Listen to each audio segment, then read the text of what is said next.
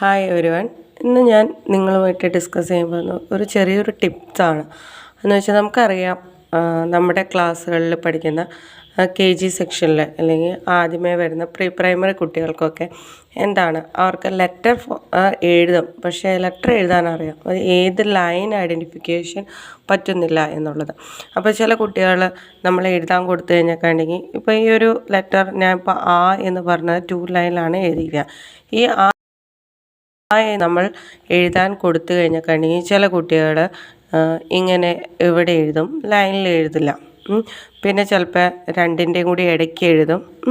ഇതൊക്കെ way of presentation എന്ന് പറഞ്ഞിട്ടുണ്ടെങ്കിൽ റോങ് ആണ്. അപ്പോൾ ഇങ്ങനെയുള്ള കുട്ടികൾക്ക് വേണ്ടിയിട്ട് നമ്മൾ എങ്ങനെയാണ് കുട്ടികളെ ലൈൻ ഐഡൻറ്റിഫിക്കേഷൻ ചെയ്യുന്നത് എന്നാണ് കാണിക്കുന്നത്.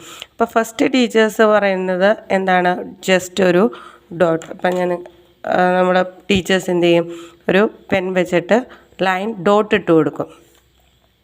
എങ്കിൽ പോലും ചില കുട്ടികൾക്ക് അതത്ര ആപ്റ്റായിരിക്കില്ല. ഫസ്റ്റ് നമ്മൾ ആ ലൈനിൽ കൂടെ എഴുതണം എന്ന് പറഞ്ഞാലും കുട്ടികൾ എഴുതണമെന്നില്ല. ഫസ്റ്റത്തെ മെത്തേഡ് എന്ന് പറഞ്ഞിട്ടുണ്ടെങ്കിൽ ലൈനിൽ ഡോട്ട് ഇട്ട് കൊടുക്കുക എന്നുള്ളതാണ്. അപ്പോൾ ലൈൻ കറക്ഷന് വേണ്ടിയിട്ട് ഫസ്റ്റ് ചെയ്യുന്ന നമ്മളൊരു മെത്തേഡ് ഡോട്ട് ഇട്ട് കൊടുക്കുക. ഇനി സെക്കൻഡ് എന്ന് പറഞ്ഞു കഴിഞ്ഞിട്ടുണ്ടെങ്കിൽ ഈ പറഞ്ഞിരിക്കുന്ന പോലെ ഇങ്ങനെ എഴുതുമ്പോഴും അവർക്ക് ലൈൻ വരുമ്പോൾ ചിലപ്പോൾ ഇതിങ്ങനെ ലൈന് പുറത്തും ലൈനുള്ളിലും ഇങ്ങനെയെല്ലാം വരാൻ ചാൻസ് ഉണ്ട് അല്ലേ. അപ്പോൾ അതും എന്താണ്, ലൈൻ കറക്റ്റായിട്ട് വരുന്നില്ല. അപ്പോൾ എനിക്ക് ആപ്റ്റായിട്ട് തോന്നിയത്, ഞാൻ ഫോളോ ചെയ്യുന്ന ഒരു മെത്തേഡാണ് പറയുന്നത്. അപ്പോൾ ഇതും എനിക്കത്ര പെർഫെക്റ്റായിട്ട് തോന്നിയിട്ടില്ല ഡോട്ട് ഇട്ട് കൊടുക്കുന്നത്. അപ്പം ജസ്റ്റ് ഞാൻ എൻ്റെ ഒരു ക്ലാസ്സിൽ ഒരു ഇതും കൂടി ലാസ്റ്റ് ഞാൻ ഇട്ടേക്കാം. എൻ്റെ ക്ലാസ്സിൽ പഠിക്കുന്ന ഒരു കുട്ടിക്ക് വന്നൊരു മാറ്റമാണ് ഞാൻ അതിലേക്ക്.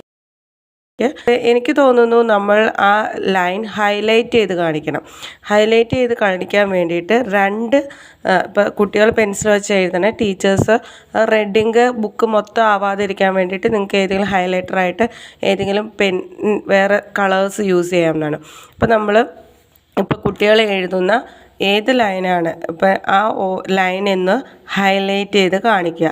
ഓക്കെ, ഹൈലൈറ്റ് ചെയ്ത് കാണിച്ചു. അപ്പോൾ കുട്ടികൾ ഈ 2 ഹൈലൈറ്റ് ചെയ്തതിൻ്റെ ഉള്ളിൽ എഴുതും. ഇതാണ് വളരെ ആപ്റ്റായിട്ടുള്ളൊരു, ഞാൻ ഫോളോ ചെയ്തതിൽ എനിക്ക് ഏറ്റവും സിമ്പിളായിട്ട് തോന്നിയത്. അപ്പോൾ കുട്ടികൾ ഹൈലൈറ്റ് ചെയ്ത് കാണിക്കുമ്പോൾ ആ കുട്ടികളുടെ ലെറ്റേഴ്സ് എല്ലാം എന്തിൻ്റെ ഉള്ളിൽ വരും, ഈ ലെറ്റർ എല്ലാം ലൈനിൻ്റെ ഉള്ളിൽ വരും. അപ്പോൾ നമ്മൾ എപ്പോഴും ഒരു ഡിഫറെൻറ്റ് കളർ ഇങ്ക് യൂസ് ചെയ്തിട്ട് അതൊന്ന് ഹൈലൈറ്റ് ചെയ്ത് കാണിക്കുകയായിരിക്കും കുറച്ചും കൂടി ബെറ്റർ.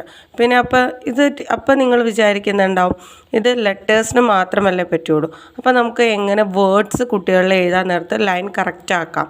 അപ്പോൾ അതിന് വേണ്ടിയിട്ട് ഈ പറഞ്ഞ പോലെ തന്നെ നമ്മൾ ഹൈലൈറ്റ് ചെയ്യുന്നത് 2 സൈഡിലായിരിക്കണം ഇങ്ങനെ. അപ്പോൾ നമുക്കറിയാം KG സെക്ഷനിലൊക്കെയാണ് വേർഡ്സ്, UKGയിലൊക്കെയാണ് സ്റ്റാർട്ട് ചെയ്യുന്നത്. അപ്പോൾ കുട്ടികളുടെ ഹാൻഡ് റൈറ്റിങ് കറക്റ്റ് ആവാൻ വേണ്ടി നമുക്ക് എന്ത് ചെയ്യാം, ഒന്നല്ലെങ്കിൽ ഇങ്ങനെ 2 സൈഡിൽ ഹൈലൈറ്റ് ചെയ്ത് ഒരു സ്ക്വയറിൻ്റെ ഉള്ളിൽ ആക്കാം. അപ്പോൾ കുട്ടികളോട് പറയണം സ്ക്വയറിൻ്റെ ഉള്ളിൽ നിങ്ങൾ എഴുതാം. അപ്പോൾ ഒരു 2-3 ദിവസം നമ്മൾ ഇങ്ങനെ ഒന്ന് ഫോളോ ചെയ്ത് കഴിഞ്ഞാൽ കുട്ടികൾ പെർഫെക്റ്റായിട്ട് ലൈൻ കീപ്പ് ചെയ്യാൻ പഠിക്കുന്നതായിരിക്കും. ഓക്കെ, നിങ്ങൾക്ക് ഈ ടിപ്സ് പ്രയോജനപ്പെട്ടു എന്ന് ഞാൻ വിചാരിക്കുന്നു. അപ്പോൾ എന്തെങ്കിലും ഉണ്ടെങ്കിൽ നിങ്ങൾ താഴെ കമൻറ്റ് ചെയ്യുക. ഓക്കെ, അപ്പോൾ ഞാൻ ഇതിൻ്റെ അകത്ത് കൊടുത്തിരിക്കുന്ന ഇപ്പോൾ ഒരു വേർഡ് എഴുതി കാണിക്കുക,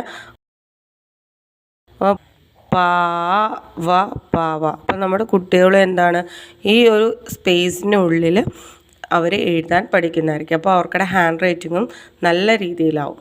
ഓക്കെ, താങ്ക് യു.